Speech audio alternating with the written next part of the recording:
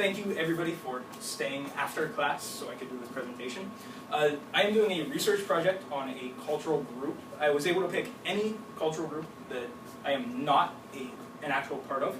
So for this I picked one that I am fairly close to, though not a part of, Freemasonry. Found out my dad, my grandpa, and all but one of my paternal uncles are members of the organization.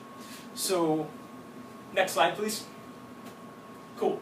Alright, so I'm going to go over the history of it real fast and then define why it's an actual cultural group, and then go from there. So the history, it was founded in London in 1717, and then extended out from there, eventually branched off to France, Germany, all those different kind of countries, and then moved its way over to the Americas as it was founded. It was originally segregated. So the reason I can talk, I swear, it's its own cultural group is it has its own set of rules, values, beliefs, and behaviors. So they're not easily identifiable, but they are identifiable. I know words. They have handshakes, secret words, things of that nature. Originally, to get in, you had to petition. You had to be a white, landowning male.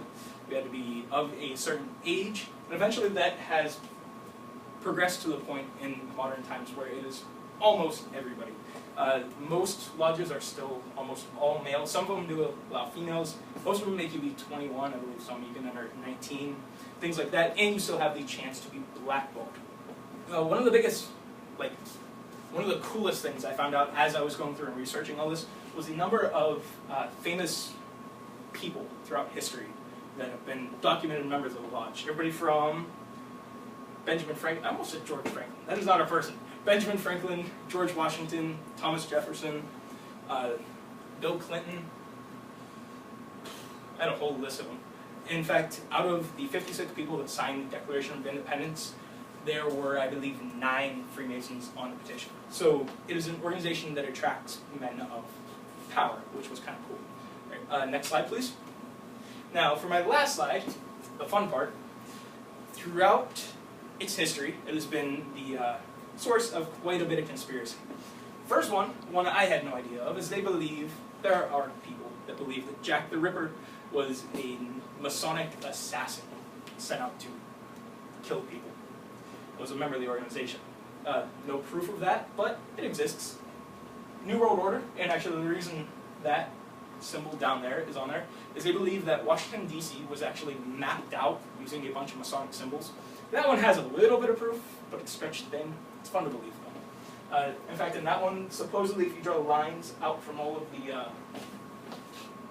corners of the pyramid, it actually spells out Mason, but can't do it on there. Assassinations, one I had absolutely no idea was even a thing, was that apparently there are people out there that believe Mozart was assassinated by the Masons through a poisoned flute. So that's a thing. And then there are also those who you see online all the time today who believe that they're basically the Illuminati or have been infiltrated by the Illuminati and are currently trying to rule the world from behind the scenes. That's about all I have for you. Thank you all for sticking around. And that's it.